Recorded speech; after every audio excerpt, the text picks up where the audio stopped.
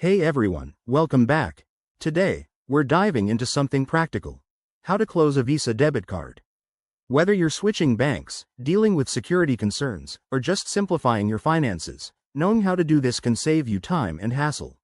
It's a straightforward process, but it's important to handle it right to avoid any unexpected fees or issues. Let's break it down step by step.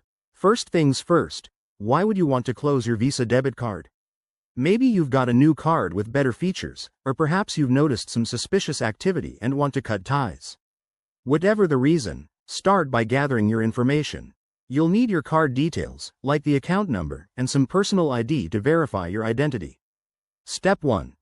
Contact your bank or card issuer. The easiest way is to call the customer service number on the back of your card or log into your online banking portal. If you're calling, have your account info ready. They'll ask questions to confirm it's really you. Be prepared for a short wait, but it's worth it for peace of mind. Next, check for any outstanding balances or pending transactions. You don't want to close the account and leave money on the table or have fees pop up later. Make sure all your purchases have cleared and that your balance is zero or transferred elsewhere. This is crucial to avoid complications.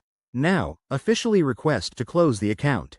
The representative will guide you through this. Sometimes it's as simple as saying yes to a few questions. They might ask if you want to transfer funds or set up a new account. Once approved, ask for written confirmation via email or mail to keep on record. Finally, destroy your old card. Cut it up or shred it to prevent any unauthorized use. And remember, after closing, monitor your accounts for a bit just to be safe. There you have it. That's how to close your Visa debit card smoothly.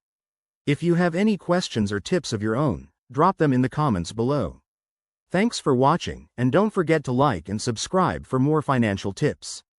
See you next time.